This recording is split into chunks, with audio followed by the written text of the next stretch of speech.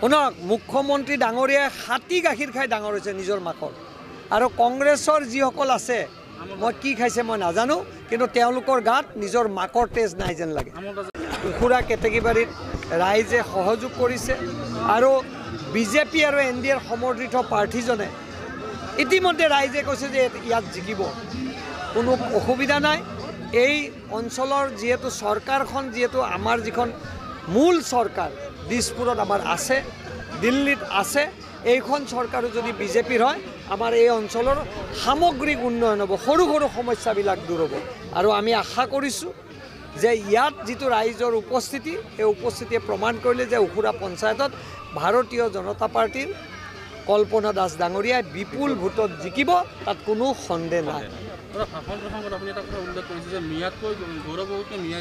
নাই, মই এইটো কৈছোঁ যে কোনোবা এজন খাটি অসমীয়াই যদি থাকি অসমত অসমীয়া হিচাপে বীৰত্ব কৰি আছে, মই কাৰো নাম নলওঁ, আপোনালোকে বুজি পাইছে, তেওঁৰ পুত্ৰ আৰু জীয়ৰী যদি ভাৰতীয় নাগৰিকত্ব এতিয়াও লোৱা নাই, যিজন সাংসদ 3বাৰকৈ প্ৰতিনিধিত্ব কৰিছে, যোনে নিজক অসমীয়া হিচাপে এষ্টাব্লিছ কৰিব বিচাৰে, তাতকৈ মিয়া মানুহে ভাল। বাংলাদেশৰ তেখেতসকলৰ বাসিন্দা, তেখেতসকলেতো জন্মলগ্নৰ পৰা বাংলাদেশতে আছে।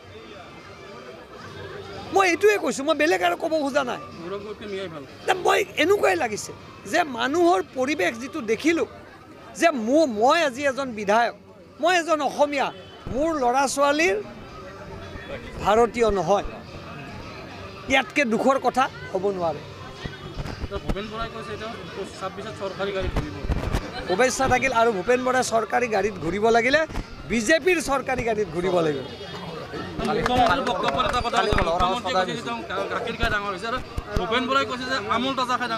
শুনক, মুখ্যমন্ত্ৰী ডাঙৰীয়াই হাতী গাখীৰ খাই ডাঙৰ হৈছে নিজৰ মাকৰ। আৰু কংগ্ৰেছৰ যিসকল আছে, মই কি খাইছে মই নাজানো, কিন্তু তেওঁলোকৰ গাত নিজৰ মাকৰ তেজ নাই যেন লাগে। এইটো আৰু আপোনালোকে সিদ্ধান্ত লওক। শুনক, মুখ্যমন্ত্ৰী ডাঙৰীয়াই হাতী গাখীৰ খাই ডাঙৰ হৈছে নিজৰ মাকৰ। আৰু কংগ্ৰেছৰ যিসকল আছে, মই কি খাইছে মই নাজানো, কিন্তু তেওঁলোকৰ গাত নিজৰ মাকৰ তেজ নাই যেন লাগে। উখুৰা কেতেকীবাৰীত ৰাইজে সহযোগ কৰিছে আৰু বিজেপি আৰু NDAৰ সমৰ্থিত প্ৰাৰ্থীজনে ইতিমধ্যে ৰাইজে কৈছে যে ইয়াত জিকিব, কোনো অসুবিধা নাই। এই অঞ্চলৰ যিহেতু চৰকাৰখন, যিহেতু আমাৰ যিখন মূল চৰকাৰ দিছপুৰত আমাৰ আছে, দিল্লীত আছে, এইখন চৰকাৰো যদি বিজেপিৰ হয়, আমাৰ এই অঞ্চলৰ সামগ্ৰিক উন্নয়ন হ'ব, সৰু সৰু সমস্যাবিলাক দূৰ হ'ব। আৰু আমি আশা কৰিছোঁ যে ইয়াত যিটো ৰাইজৰ উপস্থিতি, এই উপস্থিতিয়ে প্ৰমাণ কৰিলে যে উখুৰা পঞ্চায়তত ভাৰতীয় জনতা পাৰ্টীৰ কল্পনা দাস ডাঙৰীয়াই বিপুল ভোটত জিকিব, তাত কোনো সন্দেহ নাই। নাই, মই এইটো কৈছোঁ যে কোনোবা এজন খাটি অসমীয়াই যদি থাকি অসমত অসমীয়া হিচাপে বীৰত্ব কৰি আছে, মই কাৰো নাম নলওঁ, আপোনালোকে বুজি পাইছে, তেওঁৰ পুত্ৰ আৰু জীয়ৰী যদি ভাৰতীয় নাগৰিকত্ব এতিয়াও লোৱা নাই, যিজন সাংসদ 3বাৰকৈ প্ৰতিনিধিত্ব কৰিছে, যোনে নিজক অসমীয়া হিচাপে এষ্টাব্লিছ কৰিব বিচাৰে, তাতকৈ মিয়া মানুহে ভাল।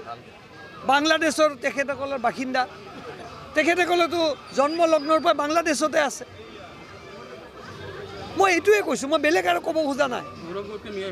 মই এনেকুৱাই লাগিছে যে মানুহৰ পৰিৱেশ যিটো দেখিলোঁ, যে মই আজি এজন বিধায়ক, মই এজন অসমীয়া, মোৰ ল'ৰা ছোৱালীৰ ভাৰতীয় নহয়, ইয়াতকৈ দুখৰ কথা হ'ব নোৱাৰে। শুভেচ্ছা থাকিল, আৰু ভূপেন বৰাই চৰকাৰী গাড়ীত ঘূৰিব লাগিলে বিজেপিৰ চৰকাৰী গাড়ীত ঘূৰিব লাগিব।